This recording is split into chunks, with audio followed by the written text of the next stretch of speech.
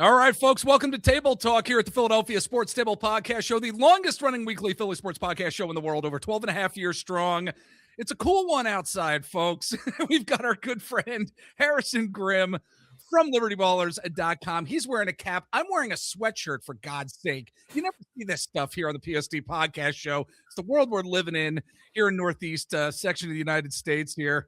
My friend, how are you doing? I hope you're staying warm.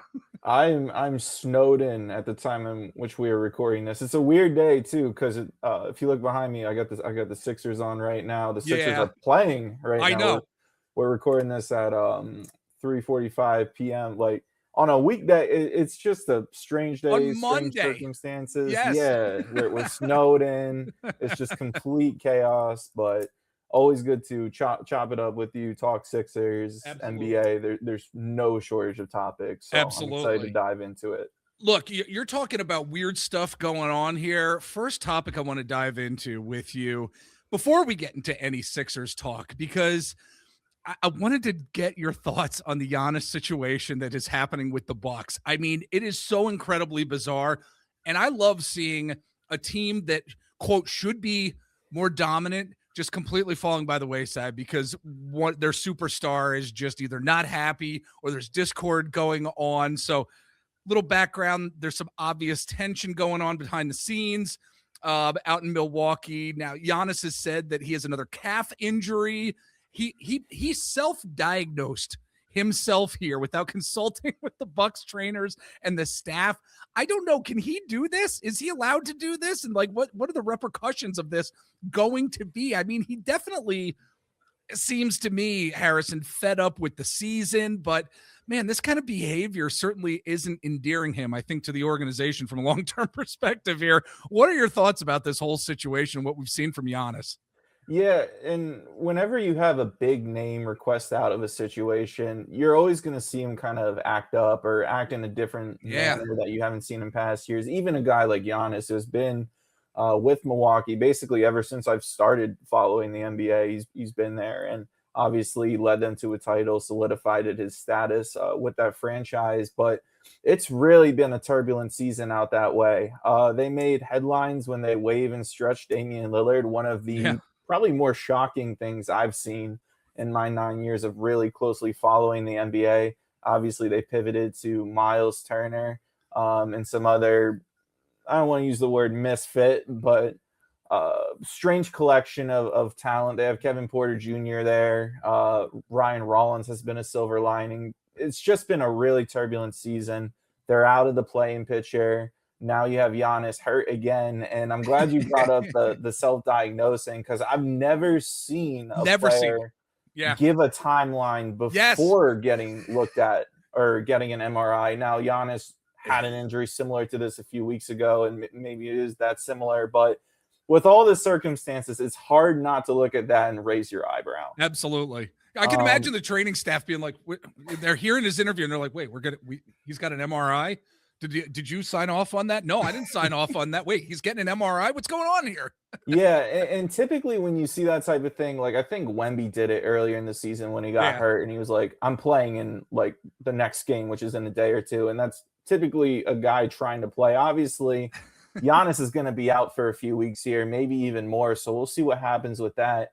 But it's been really crazy to see. And it seems like the trade discourse and such isn't going away. In fact, it seems to be ramping up. Yeah. Not to use that term with Sixers fans, but it truly does seem like this situation is starting to reach a boiling point. I still think the most likely scenario is he gets moved in the offseason, and that's not to say they aren't looking to move him now. He's not trying to get out of there now. It's just a lot easier to move those big salaries and just salaries in general over the summer compared to the trade deadline. But it's certainly a bizarre situation. It feels like both sides don't want to be the bad guy. The Bucks don't want to trade arguably the best franchise talent.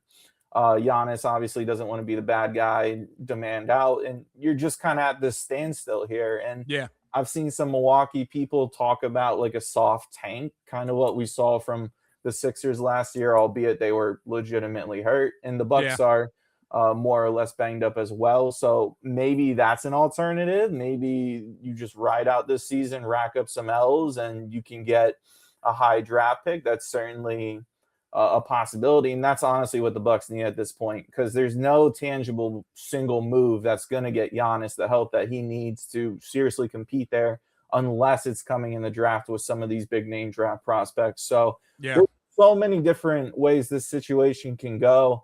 It's certainly possible he gets moved in the next week or two. I don't want to say it's impossible because it's the NBA. We saw Luka Doncic get overnight. But I still am pretty skeptical that anything big happens within the next 10 days. Yeah. Well, I got to tell you, I love seeing discord with other teams, especially when you got a superstar and there are question marks about what his tenure is going to be. I love seeing it. So that being said, let's get into some Sixers talk here and really kind of where they have been lacking as of late. And we need to get into Quentin Grimes right off the bat. I remember the last time you were on, we were talking about Grimes because it was a different Quentin Grimes that we were seeing then as to what we are seeing now. He has not been a positive contributor to this team over the last month or so here, Harrison. And it's been a little bit mind-boggling. He's been making some bizarre passes and decisions every now and again. I do wonder where his head is at. What are your thoughts on really what has been happening with Quentin Grimes here at this point in the season? Yeah, and this is something that I've really meant to dive into more, because you're right. The last time we talked, Quentin Grimes was putting together kind of a sleeper sixth man of the year season. He was playing that well off the bench. He was hitting big shots. He was attacking the rim. I kind of called it like FU drives, where he's just bodying up guys, just banging down low to try and get to the rack. And even that has gone away. Obviously, this game behind me is still ongoing, but he's just smoking layups now. The shots aren't falling. And it's kind of ironic. We went into the season talking about there potentially being too many guards. And now they're trying to find production in a third guy. And I don't know if it's going to be Quentin Grimes. I don't know if it's going to be Jared McCain, who they're throwing back out there now. It's a really tricky situation. And I'm not sure if it's like with some players, we're close to the trade deadline. Sometimes they get nerves around that time, potentially getting moved. That theory kind of falls apart when you factor in Quentin Grimes actually has a no trade clause this season. But it's kind of a tough time to be playing. And I think Andre Drummond is a good example of that, where the vibes necessarily haven't been there for him. He's a realist. He's a human. He knows the reality of this league. So I'm not sure if it's a long-term fit type thing. I don't know if it's just the severe shooting slump. But the Sixers need Quentin Grimes. He's been the guy in some of their best lineups. So I'm not sure if it's just get in the gym and the shots will start falling type of thing. But he's someone who's really important to them. And if he doesn't start figuring it out soon down the stretch of the regular season and into the playoffs, the Sixers are going to have to look elsewhere. And that's certainly going to be something to watch in the coming weeks and months. Yeah, he's been disappointing for sure. And like you said, maybe it is a severe shooting slump that he is in, but he's got to get this figured out. Nick Nurse needs to get this figured out. And we are going to take a break here. And when we get back, folks, we're going to talk about something else that's really severe with this team. And it is the third quarter. We're going to talk about this yet again. We've talked about it on our regular podcast show that drops on Thursdays.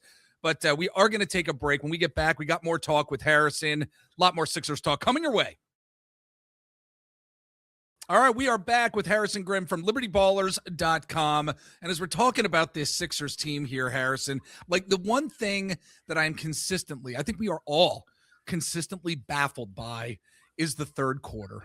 We are baffled by the third quarter, and it's we consistently talk about it. Sixers Nation continues to talk about it because it's one of the biggest negative aspects of this team.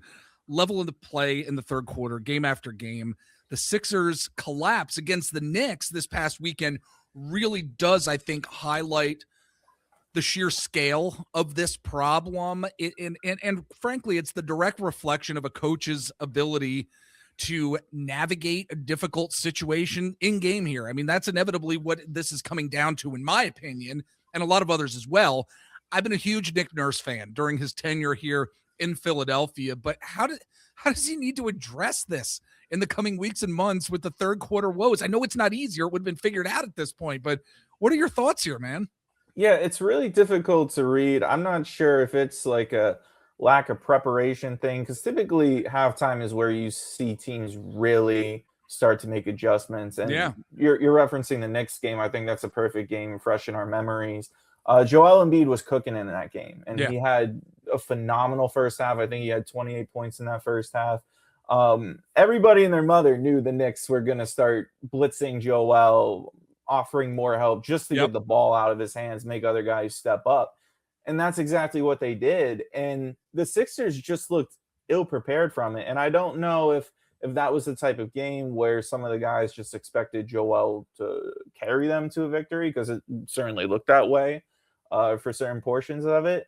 So I don't know if it's a lack of preparation from the coaching staff. I don't know if the coaching staff is prepping these guys and they're just not executing well. It could be a combination of both.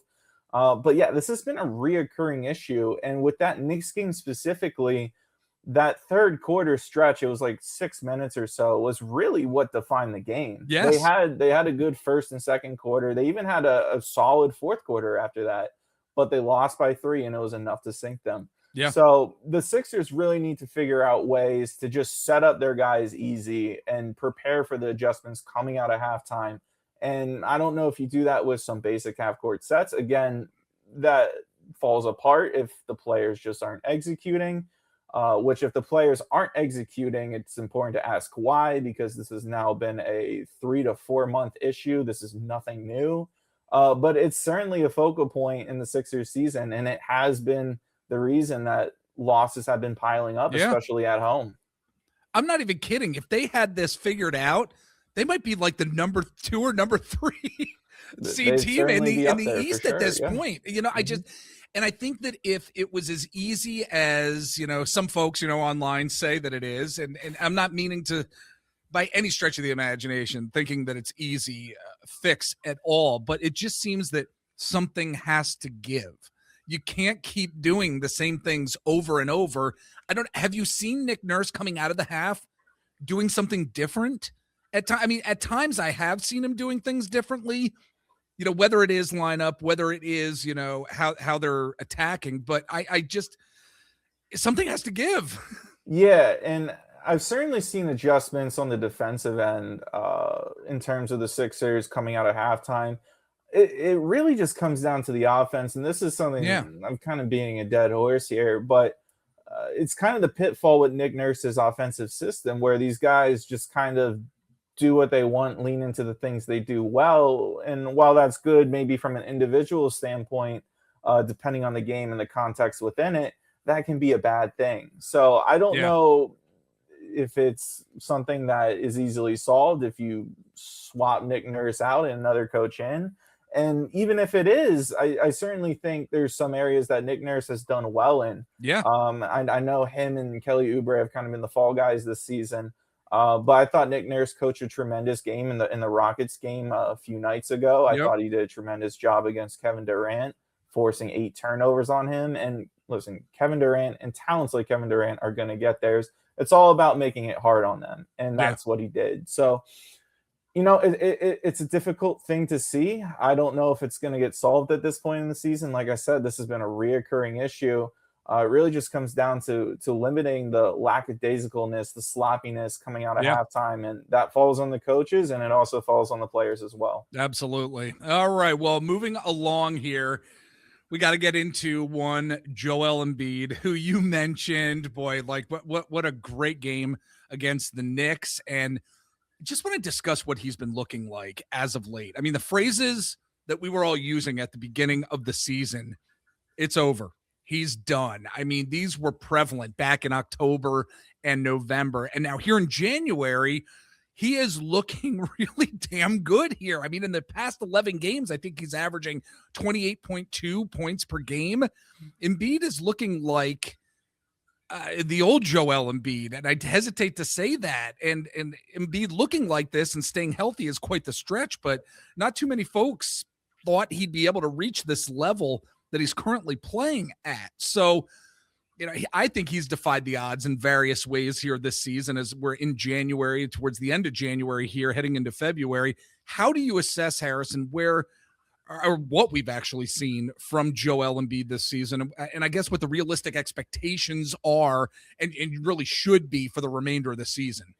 Yeah, it's a great question. And if you're the Sixers, I think it's hard to not feel great about where Joel Embiid is. Now, Yeah. he did kind of have that knee thing. We'll see whether or not he misses time. He's not playing the Monday Today. game against Yeah. the Hornets. We'll see if he plays tomorrow against the Bucks. But assuming that was just a one-off thing and it's not a big issue, the Sixers have to feel great. I thought it would be a treat to see Joel perform at the level we've become accustomed to on like a once every few weeks basis. And it's now been 10 plus consecutive games where Joel doesn't just look like 75% of his MVP self. He really does look like that guy again. Yeah. And it's not just because he's filling up the box or it's not just because he's scoring. But if you look at the process, if you look at the process in which he's doing things, it's really good stuff. He's moving well. We've seen him in the Knicks game. He hit a step back three. Now he's not doing that every night, but Thank God. Even scoring, even in scoring within the 3-point arc, which was kind of an issue early on as he was coming back from injury, trying to find his footing, wasn't really moving around too much in the paint. Now he is. Now he's working at the elbow that we know him to. He even had a Euro step at one point in the next game. He had that really thunderous dunk, which every time he goes up and does that, you hold your breath. But Yep. this guy looks amazing. And the key at this point is going to be making sure that you do what you can to protect him from injuries and other freak plays as we inch through February, March, April, and into playoff basketball, because that's the goal here, is getting this version of Joel Embiid that we're seeing right now on the court in April, in May, in the playoffs, and just seeing what happens. Yep. So that's going to be the major key, but it's phenomenal to see Joel performing at the level he's performing at. There's a legitimate case that he should be an all-star. We'll see whether or not that happens, but really just props to Jonathan Glasgow, the guy who operated on Joel's knee, also operated on Kawhi's knee. Kawhi Leonard's having a tremendous year, tree stuff aside. But yeah, it's great to see Joel playing like this, and I can't emphasize enough to the fans and people watching, don't take this for granted. Exactly. We never know when something can happen. Obviously, I hope nothing happens, and this is the Joel we see for 5 more years until he decides to retire. But it is almost magical to see, and it absolutely is. In a city, and specifically with the Sixers, a franchise that is not known for having magic moments. It's great. It really is. And I have to give him credit for how he's handled the adversity of his injuries in his situation here. I mean, I think Sixers Nation, we have to keep that in mind as we are moving forward here. Joel Embiid has handled himself very well through this very turbulent period with his health. Let us know what you're thinking. Leave us a comment below if you're watching on YouTube. Your thoughts on Joel Embiid, his dominance as of late, the type of basketball player he is now based on what we thought back in October. Let us know in the comments. We'd love to hear from you. And also, Harrison, let everybody know where they can find you on the interwebs if they want to connect with you.